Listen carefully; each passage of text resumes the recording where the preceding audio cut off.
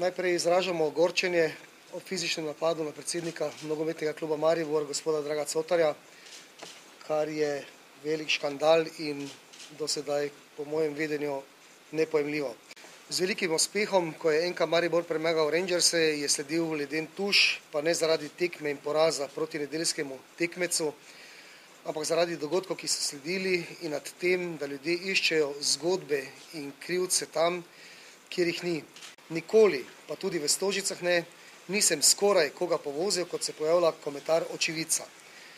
Ko smo se počasi premikali v koloni proti izhodu, je neznanec pristopil do mojega vozila, vam brcnil, nato pa me še s pestjo udaril. Je torej v pisnem stališču poudaril Drago Cotar, predsednik kluba. Sporočilo predsednika ob neljubih dogodkih je, da si želi, da v prihodnje na stadion v Ljubljani, torej in ob prihodu in ob obhodu z objekta, poskrbljeno za boljšo varnost tako domačih kot gostujočih navijačev. Opozarjamo na pomanjkljivo organizacijo nedeljske tekme. Napad na predsednika je najhujši, a ni bil edini primer ogrožanja varnosti predstavnikov nogometnega kluba Maribor.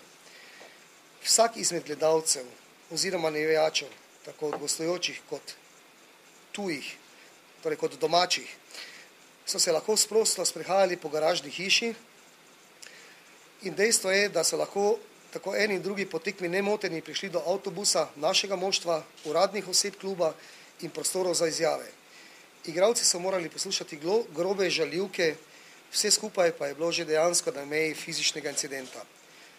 Nespoštovanje, ki je po nepotrebnem še dodatno raznilo strasti, smo spoznali že pred začetkom same tekme z neprimernim prikazom oziroma predstavitvijo igralcev na semaforju. Torej, igralec je športnik, ki opravlja svoje delo in tudi mislimo, da si vsak, ne samo naš, igralec zasluži določeno mero spoštovanja. In če ste opazili, je bilo na mesto portretov ob imenih naših igralcev, ne ljubljanskih, na mesto slik so se predstavile dejansko podobe Kalimera.